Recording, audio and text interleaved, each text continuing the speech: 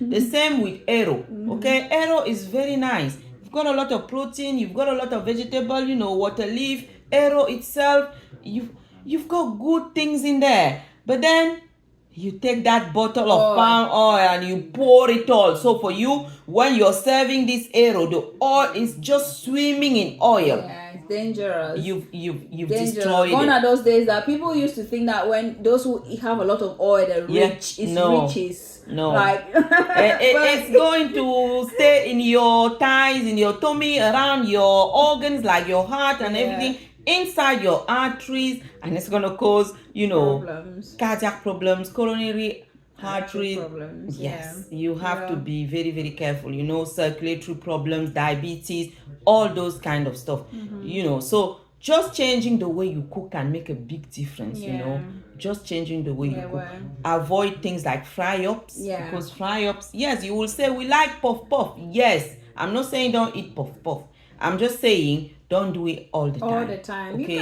You can eat those things. But once in a while. Yes. Let it not be a lifestyle. Yeah. No. If you like puff, I'm going to tell you, if you like to eat puff every day, that means you're going to eat only 3 puff. This size of puff. 3 of them, that's it in a day. Okay?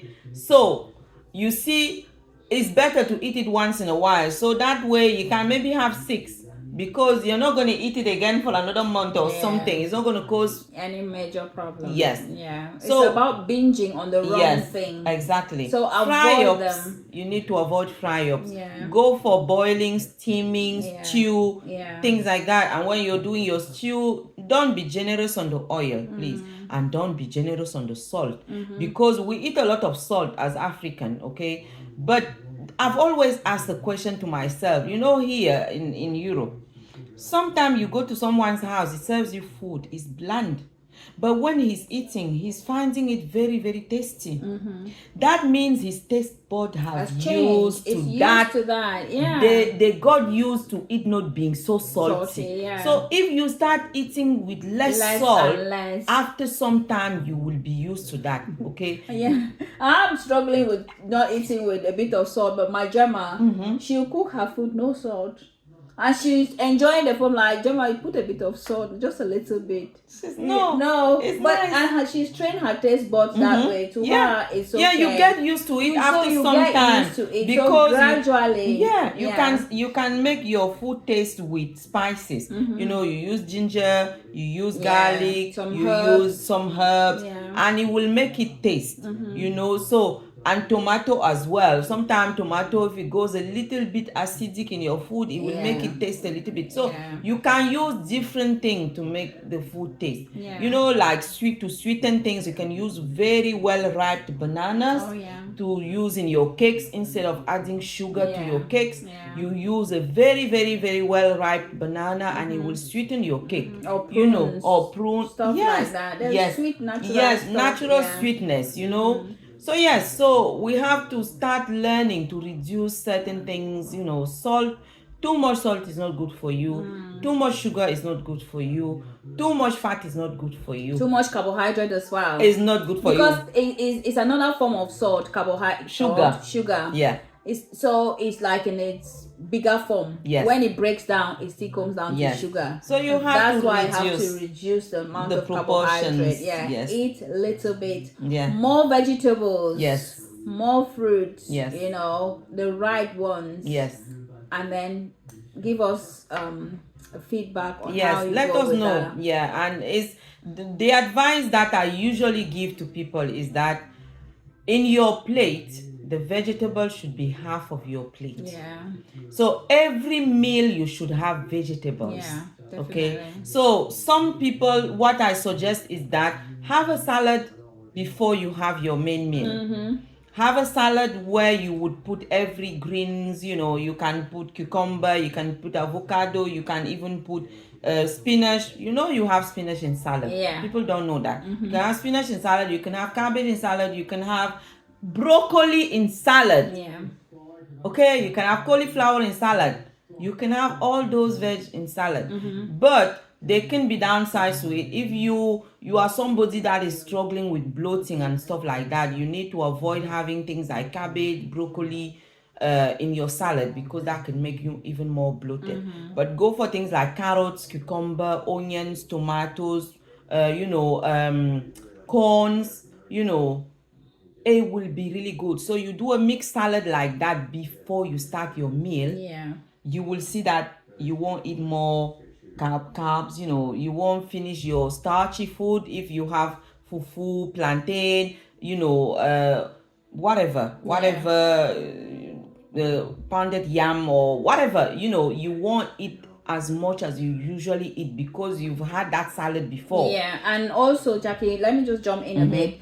There is also research that shows that the order in which you eat your meals is really important. Oh, yes. So if you're having the glucose revolution. Yeah, so if you're having a balanced meal, you're having your carbohydrates, you have your vegetables, you have your protein. That's a balanced meal. Yeah. So research say sometimes even if you want to have the carbohydrate, make sure you eat your vegetables first. Once you eat your vegetable first, there's something that it does in blocking how these carbohydrates are going to get into your system. That's going to be absorbed. Yes. So you eat your vegetables first, followed by your protein, and then eat the carbs last. Yes. So the effect on your body will not be as much. It's for glycemic control. Yes. So it will control the glycemic index. The way your sugar is absorbed in your body. So you will have a linear sugar curve.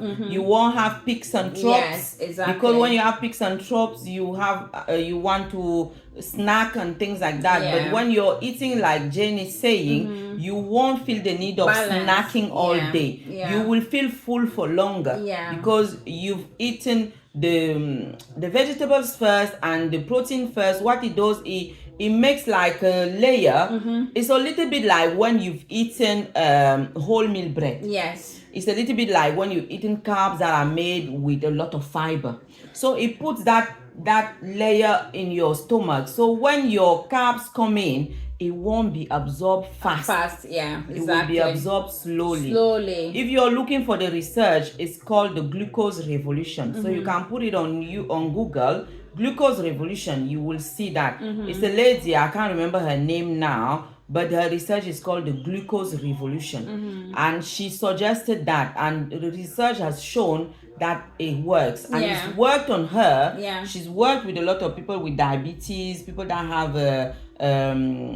have glucose intolerance and things like that, and it's worked perfectly. So having your vegetables first, your protein second, then your carb last, very good. Very good. So very good. Anything that we say here, if you don't trust it, do your own research. That's why it's all about empowering. And please, by all means, come and comment. Yes, let us know what you think about what we've shared. If you've experienced anything that we've said that has changed your life, please share, because we just want to help somebody out there. In as much as you can see, we are not saying that we are goddess of healthy living. We're all the same struggles, just like you, and together we're trying to see if we can find a way around it. So please comment on the video. Share, and tell us what you think. Anything we can add or subtract, please share with us. So it will be nice for us to hear from you. So yes, I think we can talk about it all forever. Day. So we're going to stop here about nutrition. I can't believe we'll have nearly half an hour. It feels like just clicked. So yes, we can talk about nutrition all day. It can take us forever. Okay. So let us know if you have questions. Please in the comment put your questions and we will answer. Okay. It can even help us to do another video to elaborate on something that you didn't understand. Okay. So a healthy balanced diet here is a solution. Have your plate, vegetable, a quarter protein, a quarter starch. When you're getting older, like Jane and I were coming up to, where a little bit reduce the carbs. Reduce the carb. Increase a little bit your protein intake to sustain your muscles, so you don't lose muscle, so you're still burning fat as usual. Because if you don't do that, you won't burn fat as quickly as you would like to. All right, your metabolism slows down with age. So we're going to say that's it for today. Yeah. And hopefully we will read you. Please continue to share and comment. Yeah. Take care. Bye-bye.